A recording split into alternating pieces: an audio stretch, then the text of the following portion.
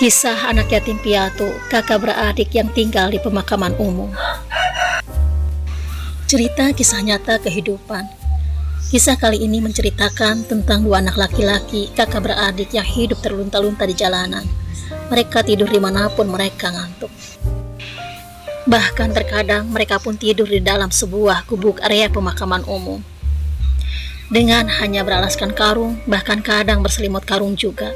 Sudah tak terbayangkan bagaimana sibuknya nyamuk yang terus menghisap darah dari tubuhnya ketika mereka tertidur lelap. Ketika pagi menjelang, mereka terbangun, tak ada sapaan hangat seorang ibu ataupun ayah yang menyambutnya. Apalagi hidangan hangat yang disediakan seorang ibu, seperti layaknya anak-anak seusia mereka. Mereka adalah Bagus dan Yoga, kakak beradik yang sudah beberapa tahun belakangan hidup terlunta-lunta setelah kedua orang tuanya meninggal gara-gara penyakit yang menular waktu itu. Karena penyakit orang tuanya yang menular itulah sehingga tak seorang pun yang mau merawat mereka. Jangankan orang lain, saudara dari orang tuanya pun tak ada yang sudi menerimanya. Setelah bangun pagi, sebelum pergi berkeliling untuk mencari rezeki, mereka membereskan dulu tempat tidur mereka. Karena bisa saja karung-karung itu dibuang orang kalau dibiarkan tergeletak begitu saja. Seperti biasa setiap pagi setelah mereka terbangun, mereka pasti langsung berkeliling. Biasanya mereka mencari botol-botol bekas untuk dijual. Dan uangnya mereka pergunakan untuk membeli nasi, sekedar untuk mengganjal perut mereka. Walaupun pasti jauh dari kata kenyang, apalagi kata nikmat. Tapi bagi mereka sebungkus nasi dengan garam sekalipun sudah sangat bersyukur. Kadang ketika mereka berkeliling, ada saja orang yang baik hati yang mengizinkan mereka untuk mengambil botol-botol plastik bekas di sekitar rumah mereka. Itu saja sudah membuat mereka senang. Dengan semangat mereka membersihkan rumah warga dari sampah botol-botol plastik yang berserakan. Tak lupa mereka pun mengucapkan banyak terima kasih. Karena dengan botol-botol plastik bekas itu, sejatinya mereka bisa menyambung hidup. Mereka anak-anak kecil yang polos. Entah kenapa nasib mereka begitu menyedihkan. Bagus dan Yoga terlihat selalu bersemangat, walaupun seringkali mereka kelaparan. Karena memang seringkali botol-botol bekas yang mereka dapatkan hanya mendapat 2.000 atau bahkan 1.000 rupiah saja. Seperti halnya hari itu, matahari sudah berada di ubun-ubun. Mereka belum mendapatkan botol plastik yang cukup untuk dijual. Sehingga mereka belum mendapatkan uang dan belum bisa membeli makanan apapun. Yoga si kecil yang malang, yang sudah mulai kelaparan sejak tadi, mulai merengek meminta kakaknya untuk membeli makanan. Setelah duduk dan termenung beberapa saat, mereka pun berjalan menuju sebuah rumah yang ada saat itu tidak begitu jauh dari tempat mereka berada sekarang. Mereka berharap ada sedikit rezeki buat mereka. Itu pun mereka lakukan dengan sangat terpaksa. Karena hasil kerja mereka hari ini sama sekali belum mencukupi untuk mereka membeli sesuatu ataupun makanan. Ketika mereka sampai di depan rumah, Bagus mengucapkan salam dan permisi dengan sangat lembut sekali. Namun tiba-tiba ketika pintu itu dibuka, keluar seorang perempuan dengan mulut terus ngedumel.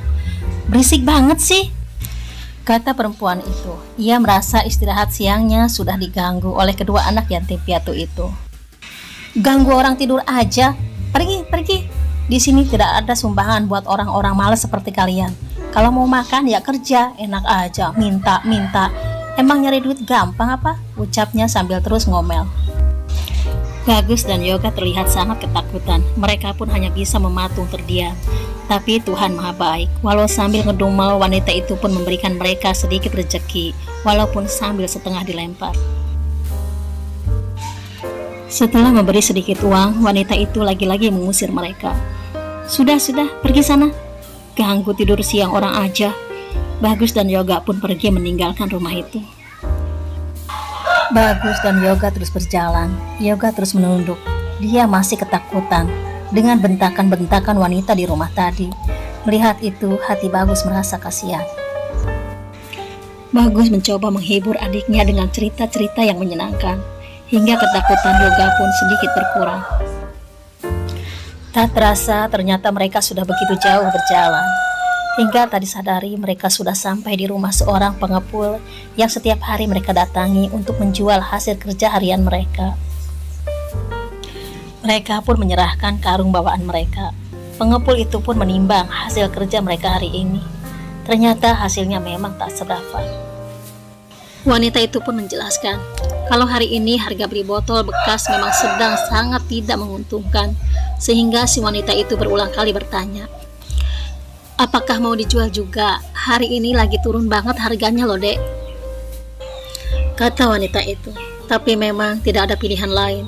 Mau murah, sangat murah, bahkan teramat sangat murah sekalipun, mereka pasti tetap akan menjualnya, karena hanya itu yang mereka miliki untuk menyambung hidup hari ini.